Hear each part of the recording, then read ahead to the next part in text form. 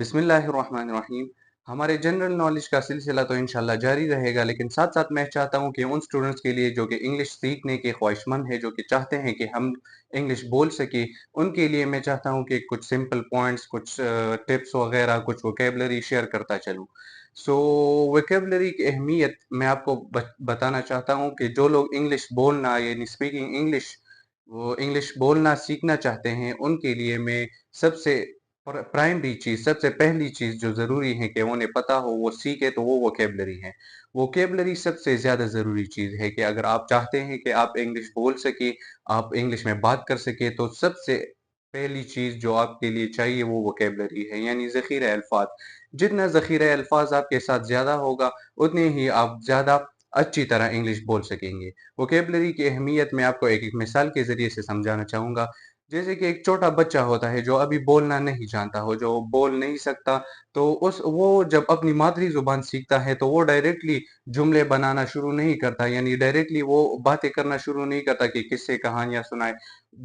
इसके बरक्स वो एक एक लफ्ज सीखता है। जैसे कि वो सबसे पहले सीखता है, बोलता है मम्मा पापा, फिर सीखता है कि ये मार्कर है, ये बोर्ड है, और इसी तरह वो एक एक चीज के नाम सीखता है, फिर औरों को सुनता है और उनसे वो सीखता है, फिर थोड़ी बहुत कोशिश करता है बोलने की, और आहिस्ता आहिस्ता वो इस काबिल हो जाता है कि वो जुबान पूरी तरह सीख सके, यानी उसी जुबान में वो पढ़ाया जाता है। इसी तरह अंग्रेजों को इंग्लिश इनकी मादरी जुबान होती है, तो उन्हें वो पढ़ाई ग्रामर पहले से पढ़ाया नहीं जाता।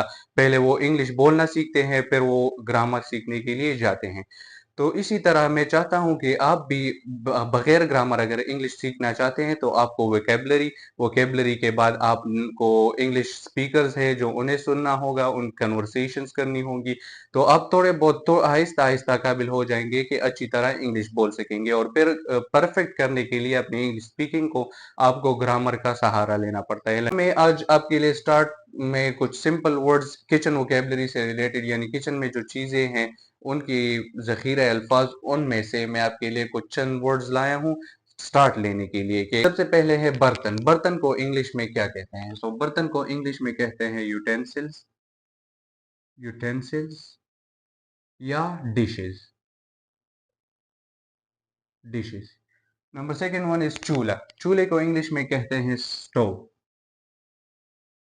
स्टोव, सिंपली स्टोव या किचन स्टोव। बेसन, बेसन को इंग्लिश में कहते हैं वो पकौड़ों वाला बेसन नहीं, वो दूसरा जिसमें बर्तन धोते हैं। तो किचन के बेसन को कहते हैं किचन सिंक। केतली, चायदान, या कोई चायनक बोलता है तो चायदान को इंग्लिश में कहते हैं केटल, केटल। छुरी को इंग्लिश में कहते हैं नाइफ। कांटे को चम्मच कांटा जो होता है, कांटे को कहते हैं इंग्लिश में फोर्क। चम्मच को इंग्लिश में कहते हैं स्पून, और पतीले को इंग्लिश में कहते हैं पॉट। इसी तरह और भी बहुत सारे अल्फाज है, ये नहीं, मैंने ये आपके स्टार्ट के लिए सिंपल ये कुछ वर्ड्स यहाँ पर मेंशन किए हैं कि आप इस तरह स्टार्ट लेंगे।